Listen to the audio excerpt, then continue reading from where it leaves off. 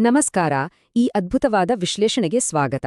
ಇವತ್ತು ನಾವು ನಮಗೆ ಒದಗಿಸಲಾದ ಮೂಲ ಮಾಹಿತಿಯ ಆಧಾರದ ಮೇಲೆ ಗುರುಪೂರ್ಣಿಮೆಯ ಆಳವಾದ ಇತಿಹಾಸ ಮತ್ತು ಅದರ ಬಹುಮುಖಿ ಮಹತ್ವವನ್ನ ಅರ್ಥಮಾಡಿಕೊಳ್ಳೋಣ. ಬರೀ ಒಂದು ದಿನದ ಹಿಂದೆ ಎಷ್ಟೊಂದು ಐತಿಹಾಸಿಕ ಮತ್ತು ಸಾಂಸ್ಕೃತಿಕ ಮಗ್ಗುಲುಗಳಿವೆ ಅನ್ನೋದು ನಿಜಕ್ಕೂ ಬೆರಗುಗೊಳಿಸುವಂತಿದೆ. ಬನ್ನಿ, ಇದನ್ನ ಹಂತಹಂತವಾಗಿ ಬಿಡಿಸಿ ನೋಡೋಣ. ಶುರುವಿನಲ್ಲೇ ಒಂದು ಕುತೂಹಲಕಾರಿ ಪ್ರಶ್ನೆ ಯೋಚನೆ ಮಾಡಿ.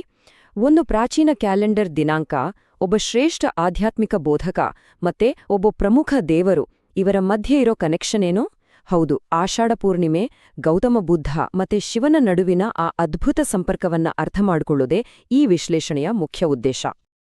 ಈ ವಿಶ್ಲೇಷಣೆಯಲ್ಲಿ ನಾವು ಪ್ರಮುಖವಾಗಿ 5 ವಿಷಯಗಳನ್ನ ನೋಡ್ಲಿದ್ದೇವೆ. ಗುರುಪೂರ್ಣಿಮೆಯ ಪರಿಚಯ, ಗುರುಪದದ ಮೂಲ ಅರ್ಥ, ಯೋಗ ಸಂಪ್ರದಾಯದಲ್ಲಿ ಇದರ ಮಹತ್ವ, ಬೌದ್ಧ ಧರ್ಮದಲ್ಲಿನ ಆಚರಣೆ ಮತ್ತು ಕೊನೆಯದಾಗಿ ವೇದವ್ಯಾಸರು ಹಾಗೂ ಚಾತುರ್ಮಾಸ್ಯ. ಮೊದಲನೇ ವಿಭಾಗ, ಗುರುಪೂರ್ಣಿಮೆಯ ಪರಿಚಯ. ಹಿಂದೂ ಪಂಚಾಂಗದ ಪ್ರಕಾರ ನೋಡೋದಾದ್ರೆ ಈ ಅತ್ಯಂತ ಮಹತ್ವದ ದಿನ ಯಾವಾಗ್ಲೂ ಆಷಾಢ ಮಾಸದ ಹುಣ್ಣಿಮೆಯಂದೇ ಬರುತ್ತೆ. ಅದಕ್ಕೆ ಇದನ್ನ ಸಾಂಪ್ರದಾಯಿಕವಾಗಿ ಆಷಾಢ ಪೂರ್ಣಿಮೆ ಅಂತಲೂ ಕರೀತಾರೆ. ಶತಮಾನಗಳಿಂದಲೂ ಇದನ್ನ ಬಹಳ ಪವಿತ್ರವಾದ ದಿನ ಅಂತಾನೆ ಪರಿಗಣಿಸಲಾಗಿದೆ. ಈ ದಿನದ ಪ್ರಮುಖ ಆಚರಣೆಗಳ ಬಗ್ಗೆ ಹೇಳೋದಾದ್ರೆ ಮುಖ್ಯವಾಗಿ ಶಿಕ್ಷಕರಿಗೆ ಮತ್ತೆ ವಿದ್ವಾಂಸರಿಗೆ ವಿಶೇಷ ಕೃತಜ್ಞತೆ ಸಲ್ಲಿಸಲಾಗುತ್ತೆ. ಇನ್ನೊಂದು ಕುತೂಹಲಕಾರಿ ಅಂಶ ಏನಂದ್ರೆ ಈ ದಿನ ಗುರುಸೂತ್ರದ ಪ್ರಭಾವ ಉಳಿದ ದಿನಗಳಿಗಿಂತ ತುಂಬನೇ ಪ್ರಬಲವಾಗಿರುತ್ತೆ ಅನ್ನೋ ನಂಬಿಕೆ ಇದೆ. ಪ್ರಮುಖವಾಗಿ ಹಿಂದೂಗಳು ಮತ್ತೆ ಬೌದ್ಧರು ಈ ದಿನವನ್ನ ಬಹಳ ಶ್ರದ್ಧಾಭಕ್ತಿಯಿಂದ ಆಚರಿಸ್ತಾರೆ. ಎರಡನೆಯ ವಿಭಾಗ, ಗುರುಪದದ ಮೂಲ ಅರ್ಥ. ಸಂಸ್ಕೃತದಲ್ಲಿ ಗುರು ಅನ್ನೋ ಪದ ಹೇಗ್ ಬಂತೋ ಗೊತ್ತಾ? ಇಲ್ಲಿ ಗು ಅಂದ್ರೆ ಅಂಧಕಾರ ಅಥವಾ ಅಜ್ಞಾನ, ರು ಅಂದ್ರೆ ಅದನ್ನ ದೂರ ಮಾಡೋದು. ಅಂದ್ರೆ ಅಜ್ಞಾನವೆಂಬ ಕತ್ತಲೆಯನ್ನ ಯಾರು ದೂರ ಮಾಡ್ತಾರೋ ಅವರೇ ಗುರು. ನಿಜಕ್ಕೂ ಎಷ್ಟೊಂದು ಅರ್ಥಗರ್ಭಿತವಾಗಿದೆ ಅಲ್ವಾ? ಮೂರನೆಯ ವಿಭಾಗ, ಯೋಗ ಸಂಪ್ರದಾಯದಲ್ಲಿ ಇದರ ಮಹತ್ವ.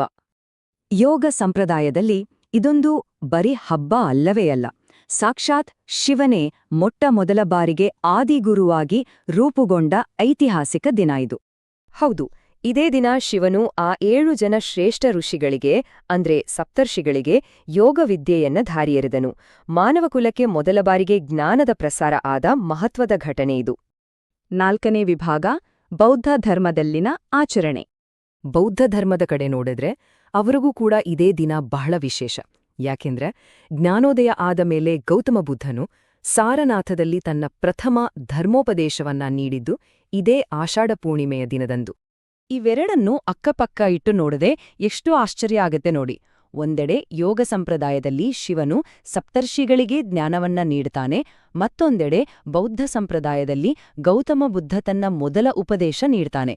ಸಂಪ್ರದಾಯಗಳು ಬೇರೆಯಾಗಿದ್ರೂ 2 ಮಾರ್ಗಗಳು ಈ ದಿನವನ್ನ ಶ್ರೇಷ್ಠ ಜ್ಞಾನ ಪ್ರಸಾರದ ದಿನ ಅಂತಾನೆ ಒಪ್ಕೊಳ್ತವೆ.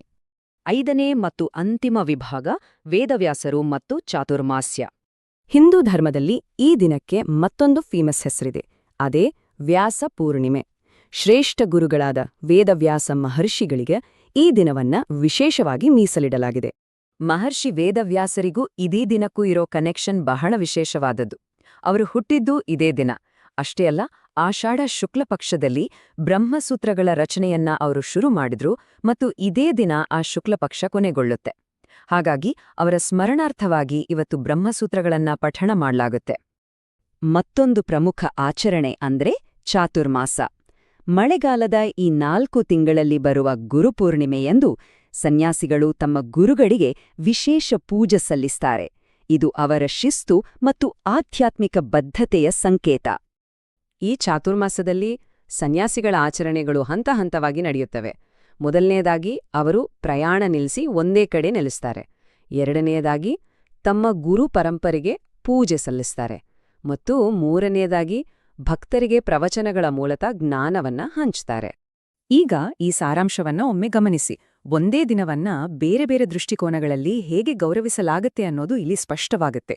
ಯೋಗದಲ್ಲಿ ಶಿವ ಸಪ್ತರ್ಷಿಗಳಿಗೆ ಜ್ಞಾನ ನೀಡಿದ್ರೆ, ಬೌದ್ಧ ಧರ್ಮದಲ್ಲಿ ಬುದ್ಧ ಮೊದಲ ಉಪದೇಶ ನೀಡಿದ, ಹಾಗೆ ಹಿಂದೂ ಧರ್ಮದಲ್ಲಿ ವೇದವ್ಯಾಸರ ಜನನ ಮತ್ತು ಬ್ರಹ್ಮಸೂತ್ರಗಳ ರಚನೆ.